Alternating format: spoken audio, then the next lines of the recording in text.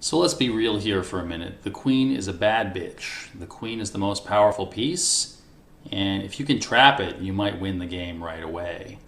And so I'm going to show you some examples of some cases of one side getting their queen trapped, some of them right in the middle of the board, which is pretty surprising because when you're in the middle of the board, it seems like you can move around. But, you know, sometimes you can just trap your best bitch. It's punishment. You know, if she's cheating on you, you got to catch her.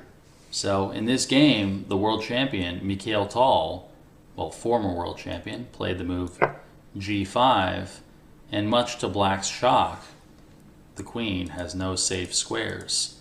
So it's basically checkmating the opponent's queen. All the squares are under control. You can see the rooks in the center are controlling everything. So sometimes you just get busted. And when you get busted, it can be pretty harsh punishment. So this is punishment for putting the pieces on bad squares. g5, take, take. The pawn is attacking the queen, and the queen has no safe place to go. The bishop covers this. The bishop covers e7, and that's all she wrote. So here Black decided to give up the queen for only a rook, which isn't nearly enough material. White went queen to h4, and then rook to h1. And now, with the bishop covering the f8 square and queen h7 mate coming up, this isn't even worth playing because it's going to be mate next move. So he didn't even bother to continue. All right, let's go on to the next one. This was a game played by Mamedyarov, who's number 3 in the world. And he just shocked his opponent by just playing the move knight to h4. And look around the board. Look at these bishops here. These bishops on d2 and e2. They're just slicing through, controlling every square. The knight controls f5. The knight controls g6. The knight controls e4, d5, and b5. And the pawn controls c5 and e5. So the queen actually has no safe squares here at all. Covered by the bishop, by the bishop, by the knight, by the bishop, by the knight, by a knight, by a pawn, by a knight, by a pawn, by a bishop and a knight, by the rook. So, by a bishop over here. So the queen just got trapped really early on in the game. That's a really embarrassing way to lose. And the guy with Black who lost the game is in the top 40 in the world. So that was really, really embarrassing to go down like that.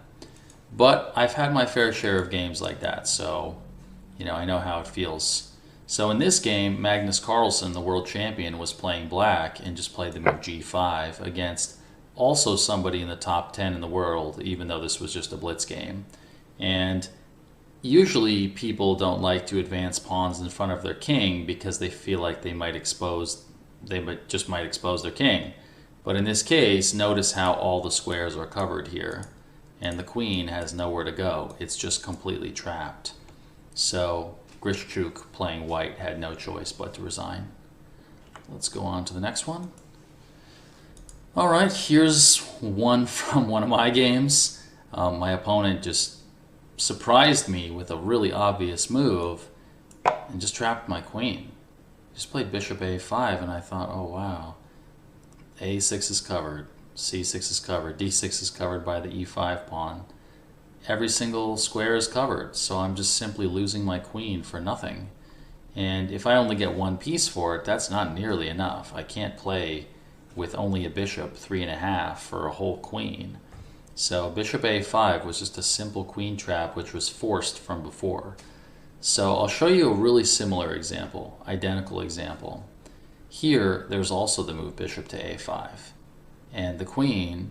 Look at how it has all the squares covered. It's basically just like checkmating the opponent's queen, rather than checkmating the king. That's all that's going on here. So a6 is covered, c6 is covered by the white pawns, b7 is covered by the knight. So every square is covered. Knight, rook, bishop. The pawn covers this. The pawn covers this. The pawn covers c7, and the knight covers b7.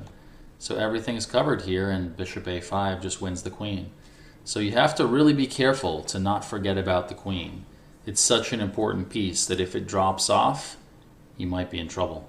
Or you probably will be in trouble. Your opponent will be in trouble if it drops off for them. So here, I wanted to cut off the queen's ability to retreat.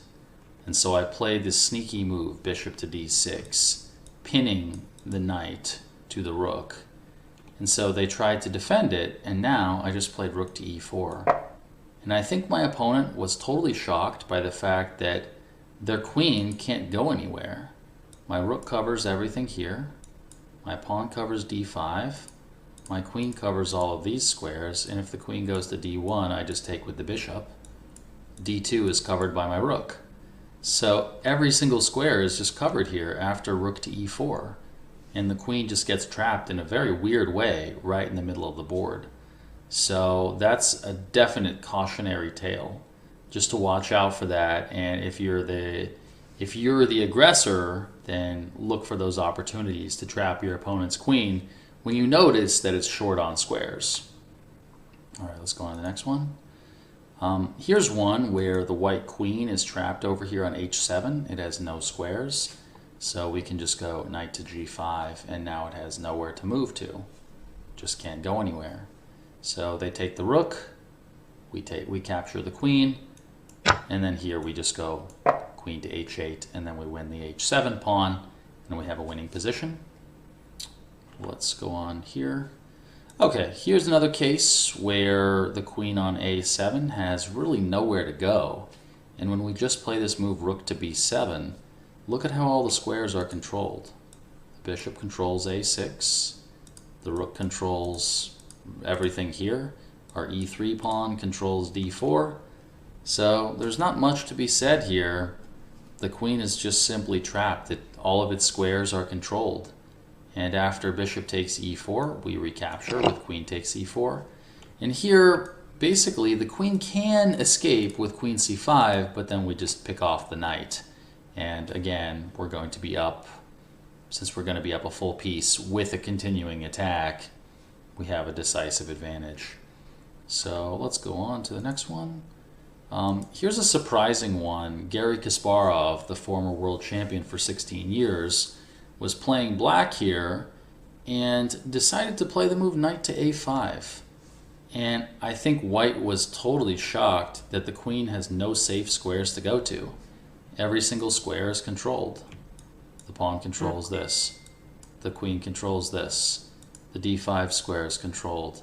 The a4 square is controlled. Every single thing is controlled here. So there's nowhere for the queen to go. It just so happens that every single thing is under control.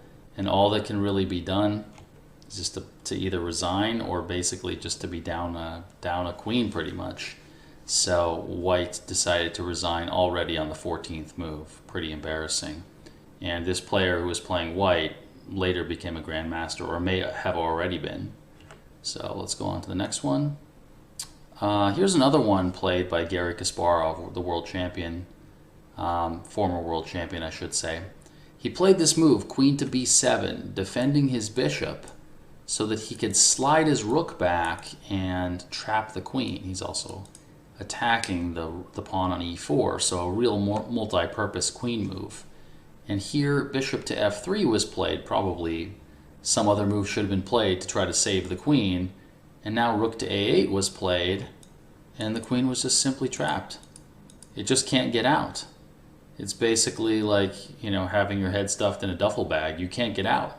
You're just stuck. And if they play the move e5, we have a nice kind of typical strategy called a desperado, where before capturing a piece, or before doing anything valuable that we might do, we sacrifice our own piece to get as much material as possible. So here we sacrifice our queen to pick off a full bishop. And then now we capture the undefended queen. Let's go on to another one. And here's the last one. This is one from one of my games. I was white against a grandmaster. And I saw the queen here on g7. I just thought, wow, that's a vulnerable queen. Maybe I can attack it with rook to g4. But then the queen can escape with queen to e7. So I thought, what if I just kind of tweak that idea and play a stronger version of the same idea? So I can go d6. And the point is, now my pawn is controlling both of these squares. So now the queen can't run away. The queen can't run to e7 anymore. My pawn covers that square. So with everything off limits, there's not much to do. So my opponent played rook c6, and then I played rook g4, and I think he just kind of realized here, it was kind of like a cold shower for him. He just realized, uh-oh, my queen's trapped. It's just game over. There's nothing to be done here. So that was one of my best practical cases of getting a queen trap in a real game. So I was glad to have found the idea of just removing all the squares for the opponent's queen, and once they weren't able to get out, they had nothing to play for. So now we're going to move on to looking over some kind of more general principles like that can be applied in middle games, such as really not leaving a brother behind, not leaving a piece behind, basically not playing passively with any of your pieces. You're the CEO of your company. Don't have any passive employees. Don't have any lazy employees. Make sure everybody's working and make sure everybody's busy. So we'll move on to that in a moment.